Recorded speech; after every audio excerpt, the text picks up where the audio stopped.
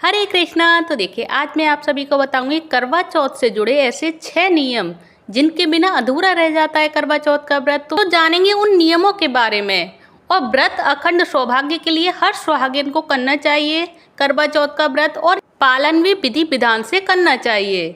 तो जो करवा चौथ का व्रत 20 अक्टूबर रविवार को है, और करवा चौथ व्रत रखने की कई परंपराएं और रीति रिवाज भी हैं, लेकिन करवा चौथ व्रत के कुछ ऐसे नियम हैं जिन्हें करवा चौथ का व्रत रखने वाली हर सुहागिन स्त्री को मानना चाहिए।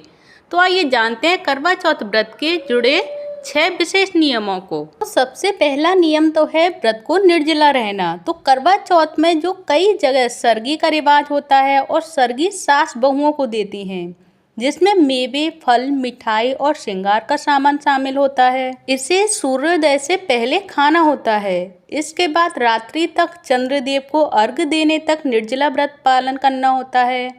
अगर किसी महिला के परिवार में सरगे की परंपरा नहीं है, तो भी वह कृष्ण पक्ष की चतुर्थी तिथि लगने के बाद कुछ खाने या पीने से परहेज करते हुए निर्जला व्रत का पालन करेंगे।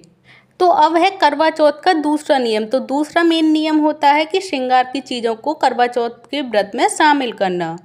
तो आप अपनी पसंद के अनुसार किसी भी रंग के कपड़े पहन सकते हैं और श्रृंगार कर सकते हैं, लेकिन करवा चौथ पर विवाहित महिलाओं को श्रृंगार की 6 चीज़ों को अवश्य धारण करना चाहिए, जो है 6 चीज़ श्रृंगार की: मेहंदी, सिंदूर, मंगलसूत्र, चूड़ियाँ, बिंदी और बिछिया।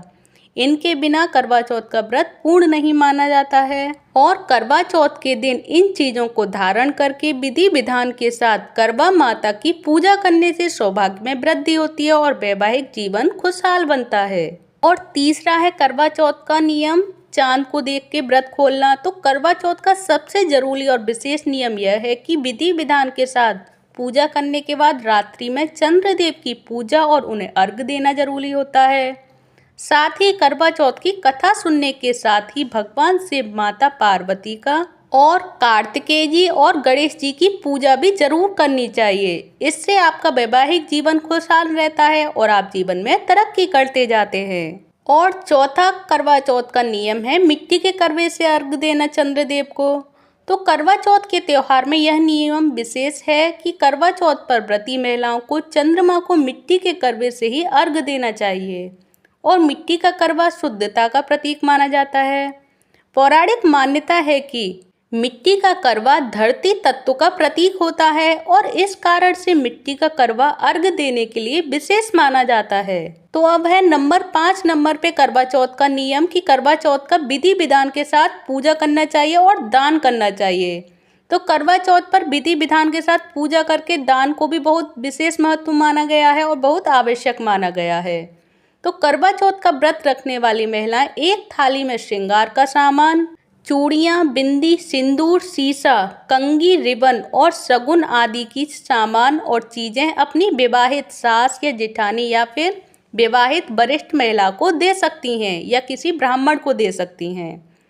और नंबर 6 नंबर पर है करवा चौथ का विशेष नियम विधि विधान वाला कि पूर्वमुखी होकर करवा चौथ का व्रत करना चाहिए, जो कि करवा चौथ व्रत की विशेष पूजा की व्यवस्था के लिए मंदिर इस तरह से लगाना चाहिए कि पूजा करते समय आपका मुख पूर्व दिशा की ओर रहे और पीठ दक्षिण दिशा में। इसका अर्थ यह है कि करवा माता का मंदिर भी पूर्व दिशा में स्थापित करें।